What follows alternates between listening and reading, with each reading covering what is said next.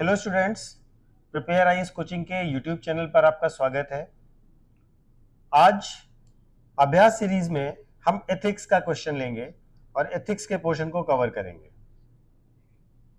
ठीक है, तो एथिक्स का क्वेश्चन लेते हैं। एक्चुअली थोड़ा सा मिस हुआ, आज इकोनॉमी का टर्न था, लेकिन मैंने एथिक्स का कर दिया, तो इकोनॉमी वाला हम लोग कल कवर कर लेंगे। तो एथिक्स वाले क्वेश्चन पर आते हैं।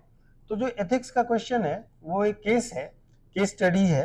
उस केस पर आपको आंसर देना है। केस ये है कि आप किसी भी जिले के डीएम हैं, you are a district magistrate of a district, ठीक है। और इलेक्शन के दौरान जो डीएम होता है वो रिटर्निंग ऑफिसर होता है। आपकी जो कॉन्स्टिट्यूएंसी है आपकी जिले की, वो बहुत सेंसिटिव है और हाई प्रोफाइल कैंडिडेट उसमें चुनाव लड़ रहे हैं, ठीक है। आपसे दो जो बड़े कैंडिडेट हैं चुनाव लड़ने वाले, उन्होंने पब्लिक मीटिंग और रोड शो के लिए परमिशन मांगी है, ठीक है।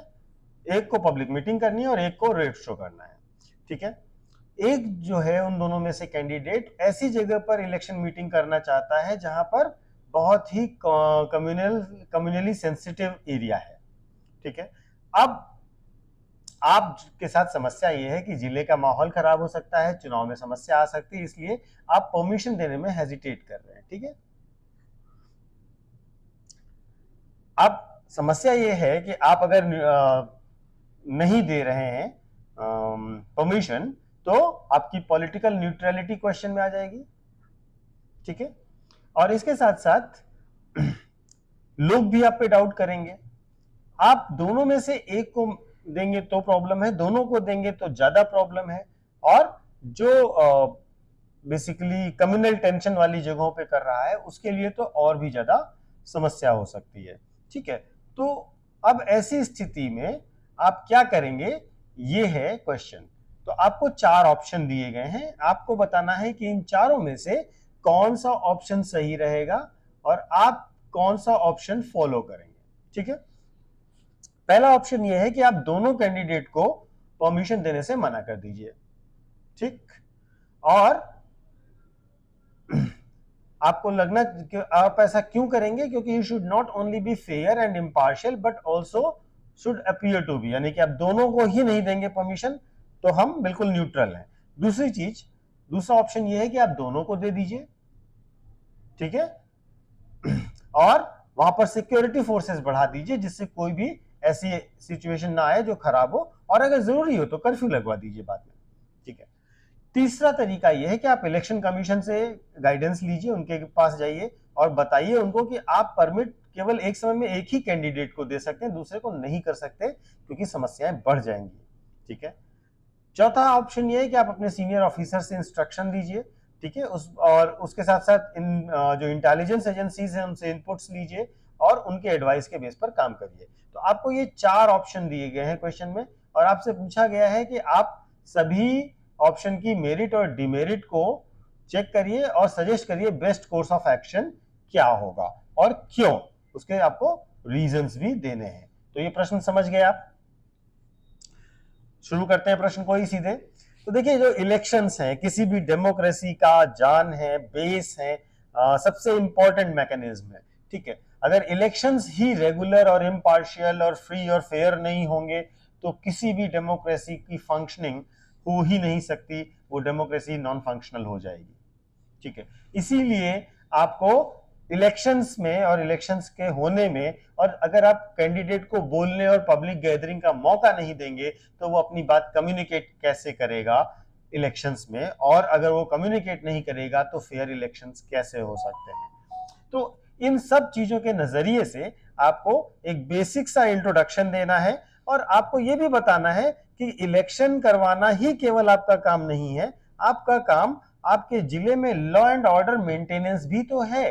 तो आपको यह भी कोशिश करनी है कि इलेक्शन सही होने के साथ साथ लॉ एंड ऑर्डर का काम भी सही से हो, और ये आपकी ड्यूटी भी है, ठीक है। तो अब इन सब के बीच में आपको चारों ऑप्शंस इवैल्यूएट करने हैं, ठीक है। अब पहला ऑप्शन के हम जो है दोनों को डिनाई कर दें, परमिशन ना दें, ठीक है। तो देखिए, पहली चीज ये है कि आपको इलेक्शंस में सारे कैंडिडेट्स को बराबर हिस्सेदारी और बराबर मौका देना होता है, एक इक्वल लेवल प्लेइंग फील्ड देनी होती है आपको सभी कैंडिडेट को, ठीक है। लेकिन आपको यह भी ध्यान रखना है कि वहां पर लोगों के बीच में कोई भी समस्या ना जनरेट हो। लेकिन अगर आप दोनों ही लोगों को परमिशन देने से मना कर देते हैं, यानी कि इलेक्शन की उस बेसिक चीज को जहां पर कैंडिडेट अपनी बात को लोगों तक पहुंचाता है उस चीज को मना कर देते हैं, तो ये सीधे सीधे मना करना एक अच्छा डिसीजन नहीं माना जाएगा, ठीक है। क्योंकि आप अगर ये कह रहे हैं कि वो सेंसिटिव एरिया है और वहां दंगा हो सकता है, तो एडमिनिस्ट्रेशन आपको इसीलिए दिया गया है कि वहां पर आप उसको कम्युनिकेट करिए, उसको लोगों को समझाइए और वहां पर दंगा ना होने पाए। तो आप अगर स्ट्रिक्टली और सीधे सीधे डिनाई कर दे रहे हैं तो ये एक तरीके से आपको रिस्पॉन्सिबल नहीं साबित करेगा। दूसरा ऑप्शन ये था कि आप दोनों को परमिशन दे दीजिए, ठीक है। अब आप दोनों को परमिशन देंगे तो दोनों कैंडिडेट खुश हो जाएंगे, ठीक है। लेकिन इससे क्या होगा, आपको पुलिस प्रेजेंस बढ़ानी पड़ेगी, ठीक है। कर्फ्यू भी लगाना पड़ सकता है, दंगा जैसी स्थिति हो सकती है। और अगर ऐसी स्थिति होगी तो भले ही कैंडिडेट बोल पाए लेकिन उसको सुनने कौन आ पाएगा, क्योंकि लोगों के अंदर टेंशन और डर का माहौल होगा। तो ऐसी स्थिति में लोग पार्टिसिपेट कर पाएंगे, इसमें भी एक क्वेश्चन मार्क लगेगा। प्लस इससे इलेक्शन के दौरान ही पुलिस पर प्रेशर और ज्यादा, पुलिस एडमिनिस्ट्रेशन पर प्रेशर और ज्यादा बढ़ जाएगा, ठीक है। तो ये बहुत अच्छा डिसीजन तो नहीं कहा जा सकता। तीसरा वाला जो ऑप्शन था कि आप इलेक्शन कमीशन से बात करिए और उससे गाइडेंस लीजिए, तो ये एक अच्छा ऑप्शन हो सकता है, ठीक है। ये एक बेटर ऑप्शन हो सकता है, ठीक है। लेकिन सीधी सी बात यह है कि इलेक्शन कमीशन क्यों इंटरफेयर करेगा और क्यों उसमें पार्टिसिपेट करेगा आपकी प्रॉब्लम सॉल्व करने में। वो ऐसा करने से मना भी कर सकता है। क्यों?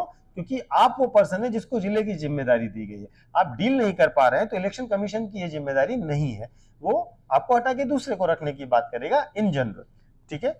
दूसरी चीज ये है कि आप ये कर सकते हैं कि इलेक्शन कमीशन को बताइए कि हम केवल एक कैंडिडेट को ही एक समय पर मौका दे सकते हैं और इलेक्शन कमीशन ऐसे डायरेक्शंस दे दे। तो इससे क्या होगा, इससे ये होगा कि आपकी जो छवि है समाज में वो अच्छी रहेगी, आपकी पॉलिटिकल न्यूट्रलिटी पर क्वेश्चन नहीं होगा। लेकिन एक बहुत अच्छा तरीका तो नहीं है। हाँ, यह है कि बेटर है इन सभी से अभी तक। जो चौथा ऑप्शन था कि आप सबसे पहले अपने सीनियर ऑफिसर्स को कॉन्फिडेंस में लीजिए, उसके बाद इंटेलिजेंस एजेंसी से आउटपुट लीजिए, उनके पास इनपुट लीजिए, और उसके साथ साथ जो भी ऑफिसर्स हैं लोकल लेवल पर, रेवेन्यू ऑफिसर्स हैं, उन सबसे आप डेटा कलेक्ट करिए, जानकारी सूचना लीजिए, और उसके बाद आप उस इश्यू को टैकल करिए और उसी के हिसाब से डिसीजन लीजिए, ठीक है। तो यहां पर ये डिसीजन, ये तरीका ज्यादा बेहतर है, क्योंकि यहां पर आप एक जो आपके सीनियर्स हैं उनको कॉन्फिडेंस में ले रहे हैं, प्लस जो इंटेलिजेंस एजेंसीज हैं, जो संभावनाएं और समस्याएं हो सकती हैं उनके बारे में जानकारी आप इकट्ठा कर रहे हैं, और आपकी न्यूट्रलिटी पर भी कोई क्वेश्चन नहीं उठेगा। तो इस तरीके से ये चारों ऑप्शंस आपने बताया कि उनके क्या फायदे हैं और क्या नुकसान है और कौन से बेहतर है। तो अब आप इनमें से चुनेंगे क्या, what is the best option, ठीक है। ये है आपका डिसीजन, ठीक है।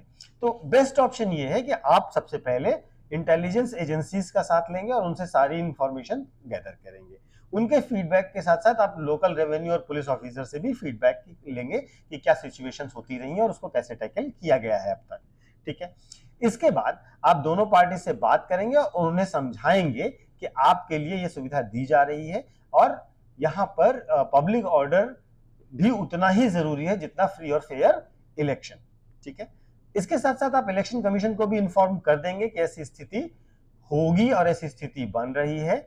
अगर इलेक्शन कमीशन ऑब्जर्वर भेज देता है या परमिशन दे देता है तो उसके हिसाब से फिर आप पुलिस डिप्लॉय कर दीजिए, ठीक।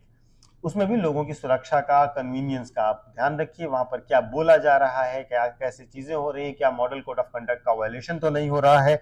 इन सब चीजों का पूरा ध्यान रखते हुए आप मीटिंग्स को कंडक्ट होने दीजिए, ठीक है। तो हमारा तरीका या हमारा कंक्लूजन जो है वो ये रहेगा। तो इस तरीके से एक सिंपल केस था, और आप देखते होंगे, जैसे आप बार बार इस चीज को करंट न्यूज में भी देखते होंगे कि कुछ जगहों पर चुनाव हो रहे हैं जहां पर, जैसे पश्चिम बंगाल के चुनाव का भी बात करें तो वहां पे बार बार इस तरीके की समस्याएं आती हैं कि एक लोग अलग रैली निकालना चाह रहे हैं, दूसरे लोग अलग निकालना चाह रहे हैं, दोनों लोग उसी रास्ते से होके जाना चाह रहे हैं, तो ऐसी वाली क्रिटिकल सिचुएशंस को बार बार आपको एथिक्स के केस में दिया जाता रहता है। तो इसीलिए हमने आपको ये पॉइंट बताया, आप इसको देखिएगा, आंसर लिखने की कोशिश कीजिएगा। अगर कोई मुद्दा होता है तो आप मुझे कमेंट करके बताएंगे। Thank you so much.